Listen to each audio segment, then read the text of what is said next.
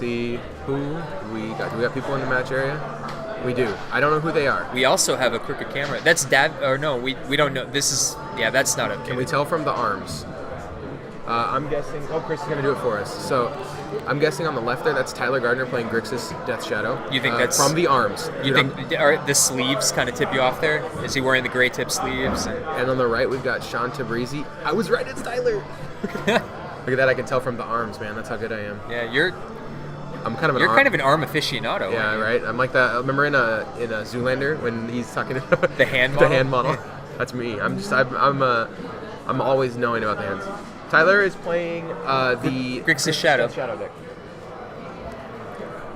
And so Tyler right here is playing for position.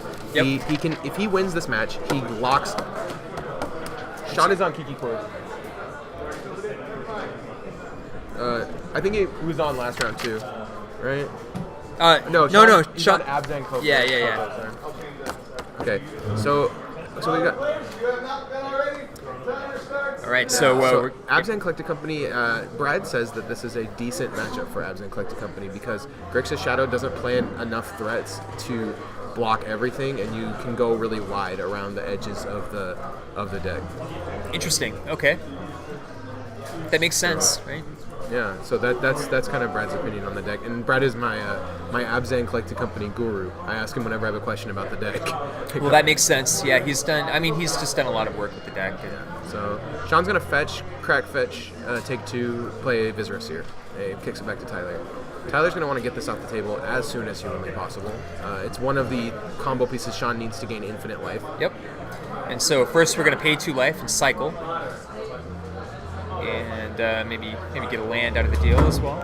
Okay, so Tyler's going to do some damage to himself, trying to get himself down close to Death Shadows are alive range. He's made it. He does have a Death Shadow, multiple Death Shadows in his hand. So he might just play 2 of them right He's here. doing an excellent job of punching himself in the face to make these Death Shadows viable.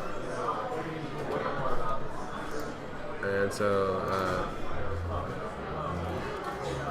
someone in chat says Shadow's a good police deck, but it's not as dominant as Twin was when Twin was the police deck. I think there's a point to that. Like Splinter Twin was a police deck that had free wins in it, so you always had to just like hold up removal every turn as long as Twin had stuff going on. You don't have to do that against Shadow.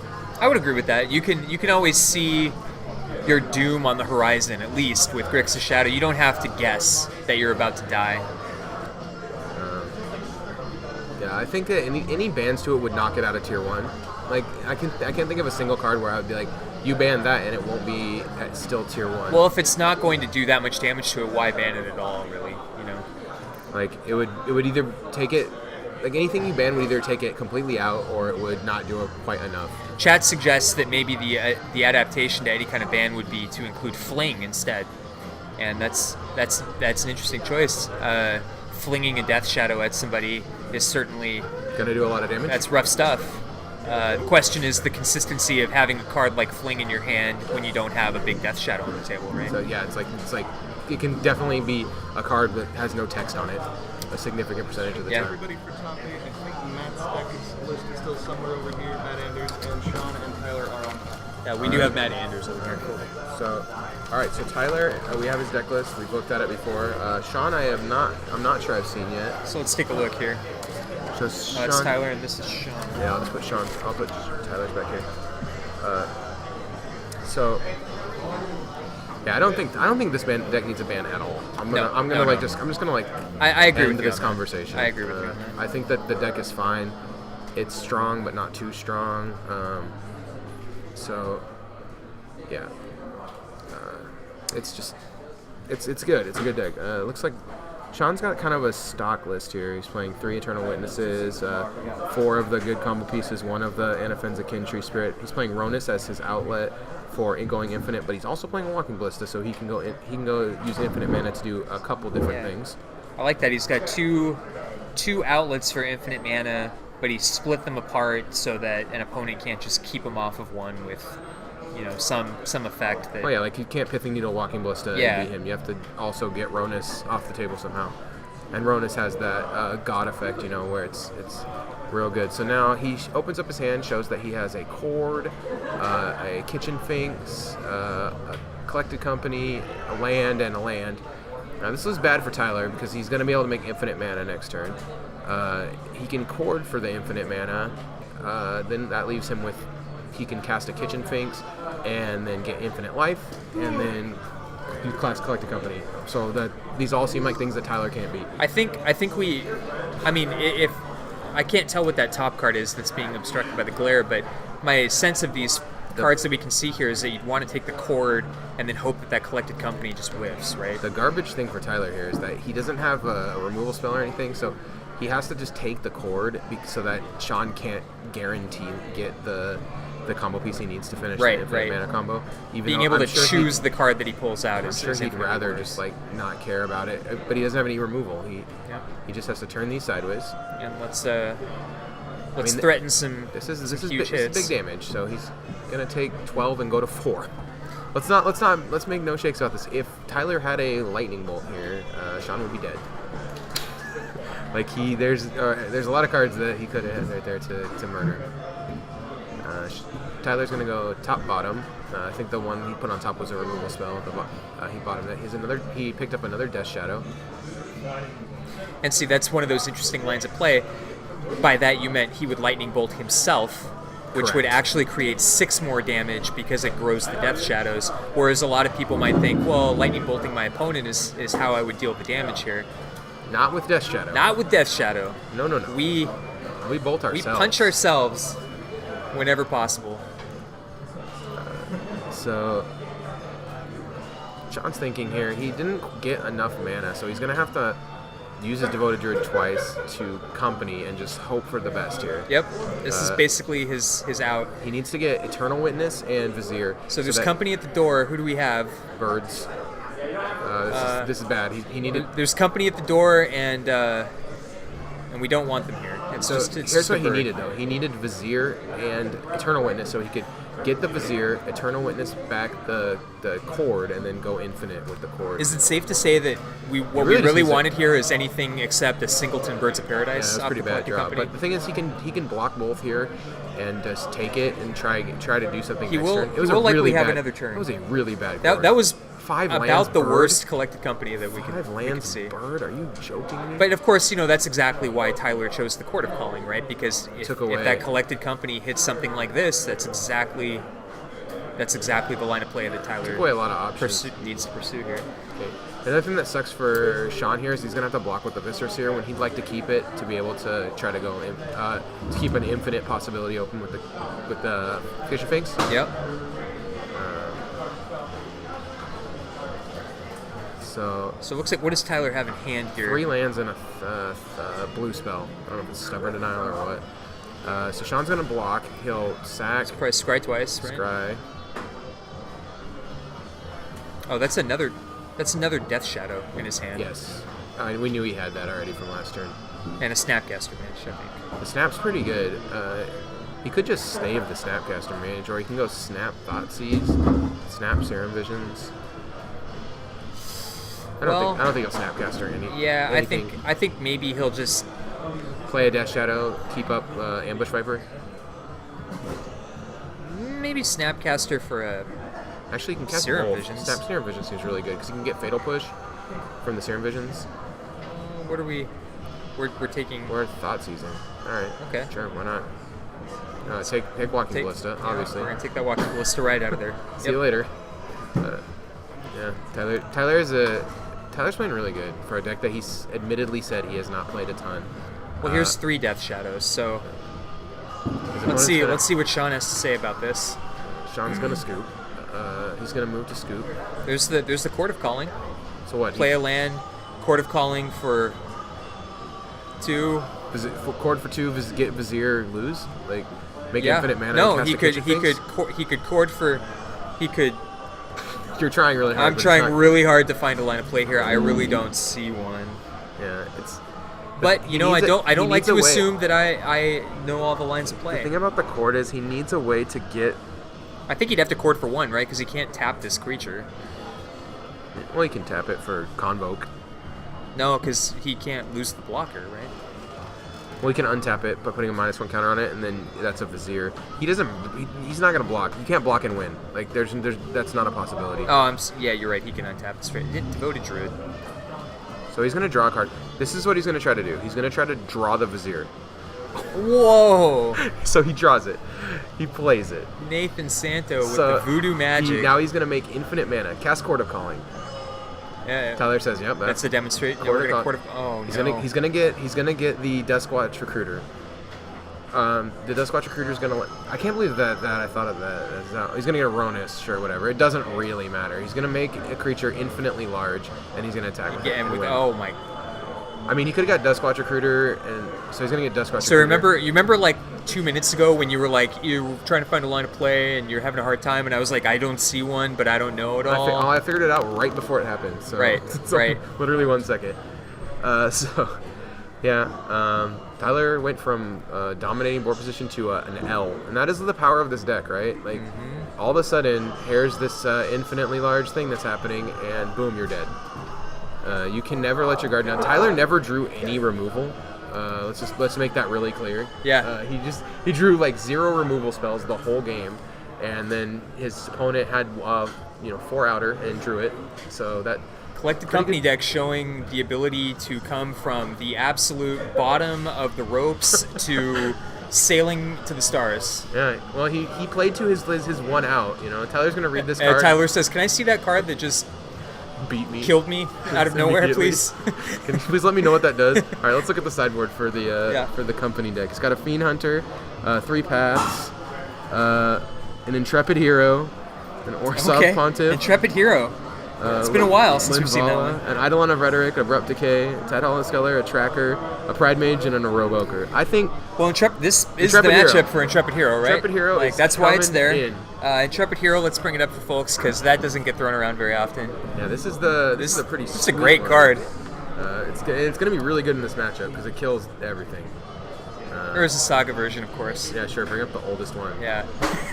I hope he's playing that art because that art is the derpiest thing. How about that? Hey, well, we have our own strengths. We each have our own strengths, Radiant. Sarah said with a sly smile. If all of my people were like this one, who would carry your scrolls? And Intrepid Hero said, "Don't care. Spear. Don't die. care. Tap. Destroy card. You're big. 4 greater. You're big. You're Get dead. Get dead." That was a great job by Shawn figuring out the one way he could. That was a actually fantastic line of play right there.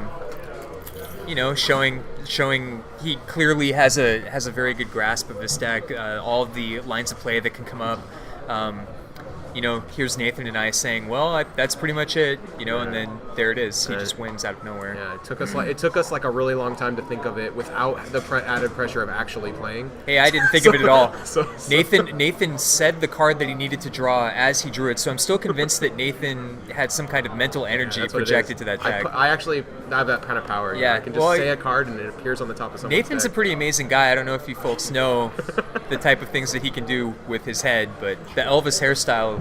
And that's is how large, evidence how enough. large my head is. It's pretty big. What was the next size you told me in the car? It was like 19. It's like 26 or something. Because you're like 2 inches shorter than Andre the Giant, right? I don't know if you guys have seen. What's funny is that Tyler Gardner's very tall, and Wesley Higbee, who's also in the going to be in our top 8, is very tall. And they're both 6'4", and I'm like 6'3". So we were talking between rounds when I had my round off with you. Sure. And I was like, it's really weird to be hanging out with 2 people and be the shortest of the 3. Oh, people. sure. It never happens. Yeah. It's very strange for me. Yeah, Nathan Santo is quite tall. If you've seen where the two of us are sitting here together, I'm 5'9". I mean, I'm not tall, but boy, I look like a child sitting next to Nathan. So here's one weird thing right here. I'm going to say neither of these guys rank in the top tier of our shuffling power rankings. That's definitely true. They're okay shufflers. Tyler, I believe, just drew a 0 lander here. Yeah, Shawn opens up the combo.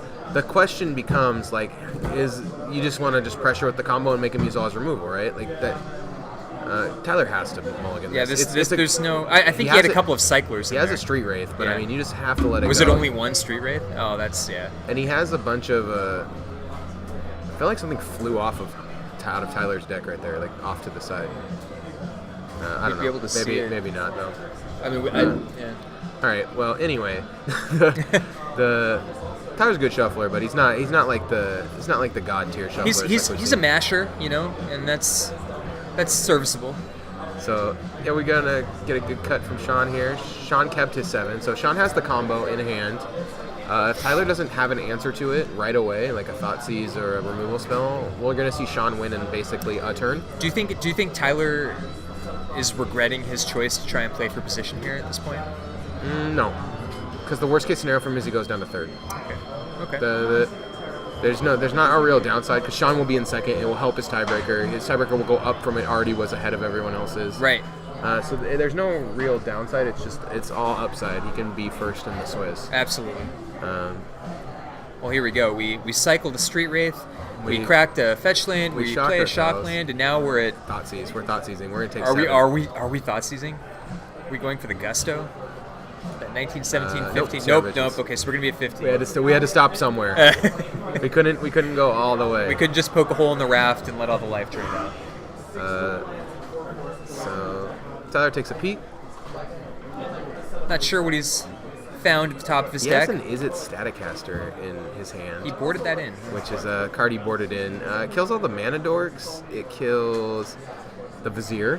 It does kill That the is why Vizier. he looked at the Vizier. I'm 100% sure. To see if it was a 2-1 or a 1-2 or what was the power toughness of it. Yeah. He wants more ways to break the combo. That's what he's looking for. I mean, that's definitely the way that you beat a creature-based combo deck, right? You find more ways to attack the specific pieces. Like, you need the player to not assemble the perfects before you can get your game plan online. One thing that's weird about this Grixis Shadow deck is, like, yeah, he's putting himself down and it's making these Death Shadows better and better, right? But for Shawn, his job is getting easier and easier.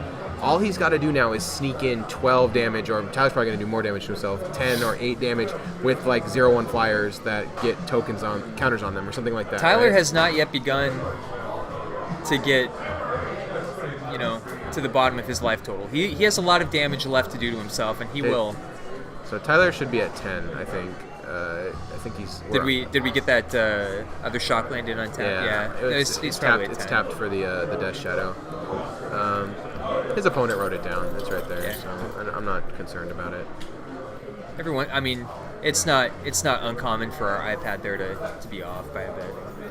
This is what happens when you rely on the players. So he's gonna play Devoted Druid. No big Tyler deal. doesn't have the answer to it right this second. He has an answer to it. He just has to fetch first. Yep. Oh, there we go. Now we're at 9. We're at Off 9, the fetch, and we'll see what we're getting. He's gonna get that. So We're he's gonna go to 7.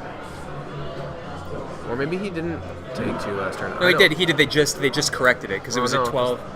There's Cole against command. 2 to the Devoted Druid. I get a creature back. Yep. Seems good. Seems real good. I'm gonna go ahead and cycle and go to 7 here. 7. And then That was he the Anger of the Gods. Drew Anger, which is That's like pretty good. One of his best sideboard cards. Yeah. So now all he has to do is really defend this Death Shadow and make sure that Shawn isn't able to assemble Voltron. Yeah. What he really needs is for Nathan not to name the specific combo Cards piece that for he Shawn to needs. draw. Stop naming cards that people need so that they don't go to the top of the deck. Here's Kitchen Fink Settle. That's step 1 in reversing this. Should be at 13, right? Because he takes damage from the Horizon Canopy. Yep, that is absolutely correct. So I don't, Brian. I think he should be at 13. Says because he took a damage from the Horizon Canopy and then goes. He's got to pay 1 life to make that second green.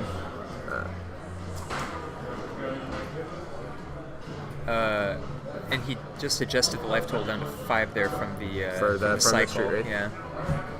So cool. So it looks like we're correcting that life total now. Got some news for you guys, everyone.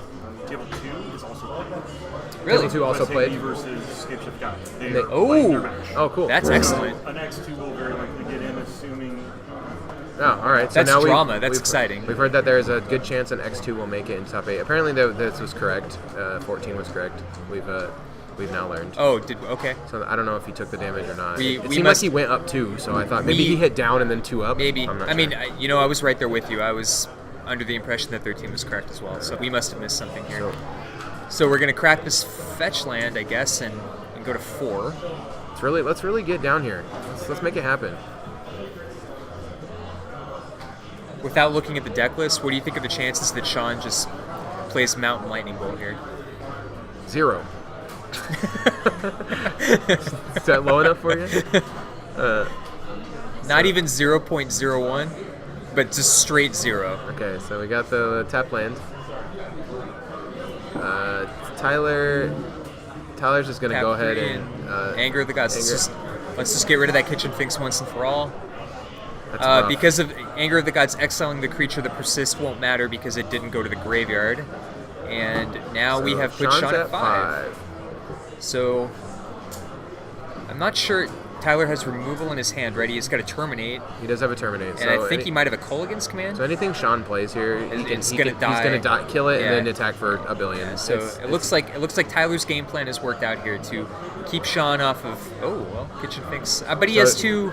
He is. If he draws a land. So right there, he gained 1. So There we go. He had a land already. Okay, so we have 2 removal spells here. terminate. So it's gonna come back. Static caster. Yep. Ping your dude. Shawn's like static caster. Yeah. What is this? Attack for 9. You're dead.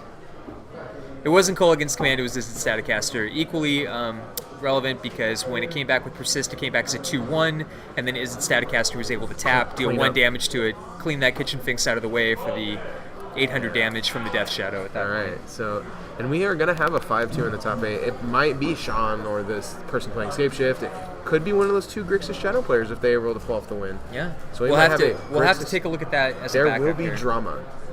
There will be drama in the top 8 announcement. So That's someone's gonna have their dreams crushed. That's not my favorite. it's yeah, it can be rough. I Chris- mean, it's exciting for someone and it's really really heartbreaking for someone else. And Chris already told us like, hey, these are the top 8 decks right here. That's gonna have to change. He said, here's the deck list for all of the top 8. Remember, he handed us those 8 deck lists. Oh, that's true. That's These true. are probably not the top 8 deck lists. There's probably. But that's okay. That's okay. We'll have it all worked out before it's relevant.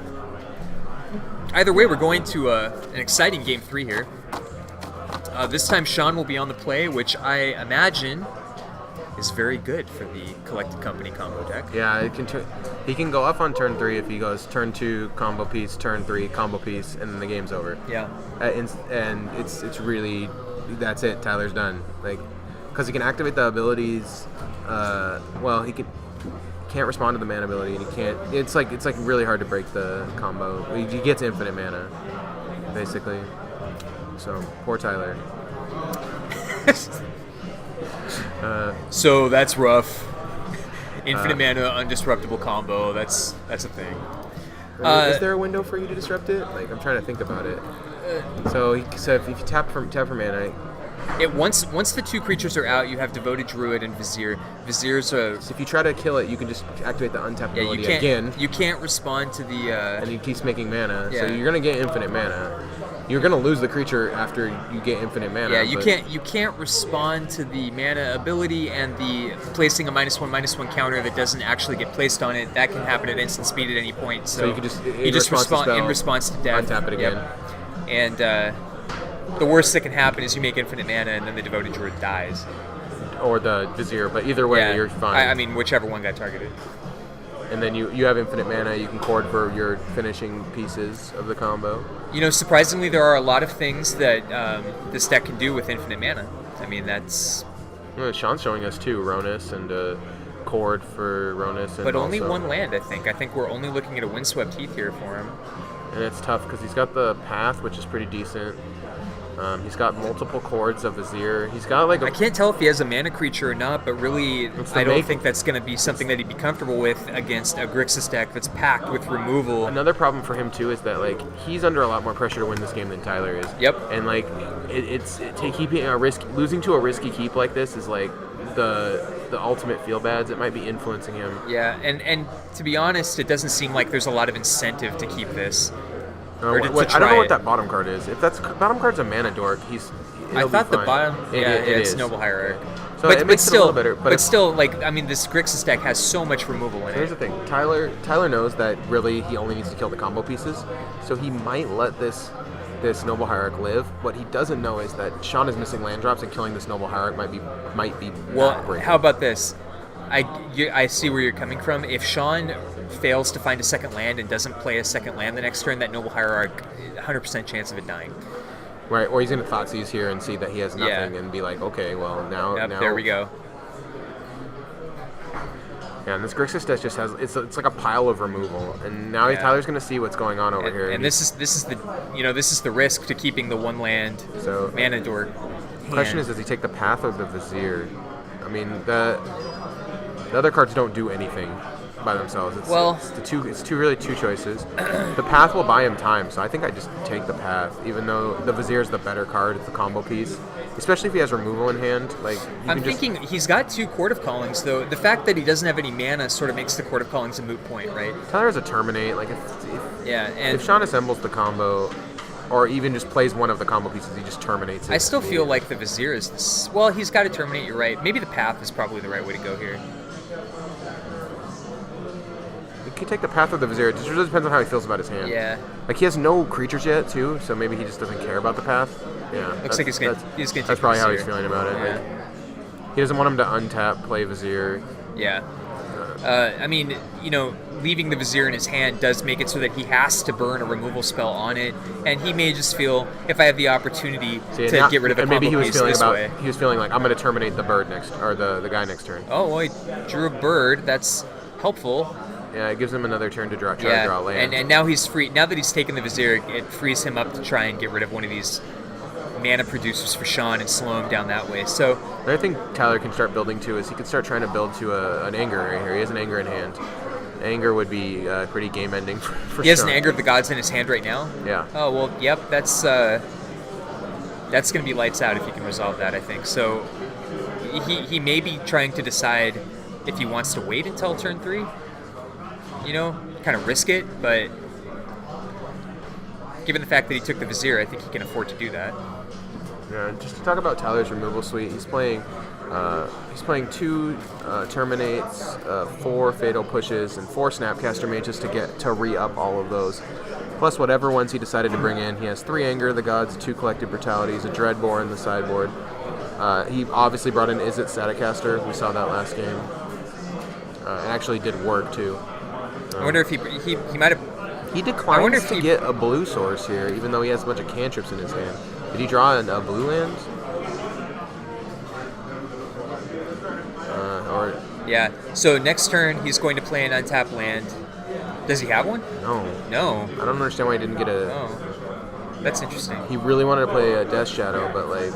Okay, we knew we were going to get one of these paths. One's going to eat a path. He's planning on getting the basic. That's really smart. Yeah. Like he's like, I'm going to get Island with this when I get path. Yet again, Nathan and I don't see the logic in the play. It's great. But, the better players are like, no, man, we planned for this. Don't sweat it. He knew he would eat the path immediately, and so he just played right. They're going to into go it. back and watch this and say, you guys, well, I mean, you're silly. At least we figured it out afterwards. We figured it out after he did it. That's a good point. Ronus. So there's Ronus.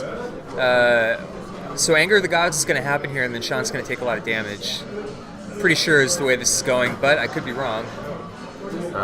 The rest of Shawn's hand is pretty uncastable. On one land? On one land. Yeah, that's... Ronus won't do much. The thing about Shawn's deck is that we saw it in the first game. He can free roll a win out of nowhere. First we're going to Thought Scour. He could free roll a win, but, on one land and a bunch of uncastable spells. He drew Fatal Push. He goes with the old Anger. Let's do Anger first. Exile those and take some damage. Take 6. Thanks, you, Shawn. So we're left with a Terminate, and is that another Thought Scour or a Snapcaster in his hand? He has a Snapcaster. Snapcaster and a Fatal Push. Well, that's a really good hand too.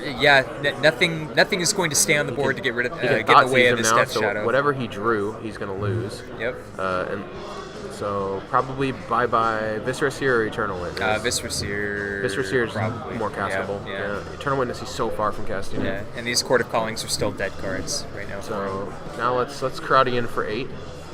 Gonna hit for 8, and then unless you have 4 blockers on the next turn, right? Fatal Push. Or no, I'm sorry, 3 blockers, because he could Fatal Push, Snapcaster, Fatal Push, or just Fatal Push, Terminate, whatever. Thoughtseize again. Oh, Tyler's gonna. We really want to get that Eternal Witness out of there. Yeah. All right. Okay. Or just lower our life total for Death Shadow. Yeah. Tenya, you go to 1. So Mountain Lightning Bolt. I like the way Tyler just goes, go. because now both these creatures Yep, are lethal. that's going to be the handshake. So Yeah. Tyler takes the match. Shawn needed a way to play 2 creatures on his turn, which seems functionally impossible. Tyler played 2. Even if he had 2 creatures, there was Fatal Push Terminate ready to go. Tyler did an awesome job in this game. He needed to play 3 creatures, in fact. Tyler says, "quote I have never played this deck before," but then he does that stuff. I'd like to point out that Nathan was making air quotes when he said I that. just feel like he knows exactly. He knows what he's doing, man. He's a good Magic player. Yeah, yeah. All right, let's go see what.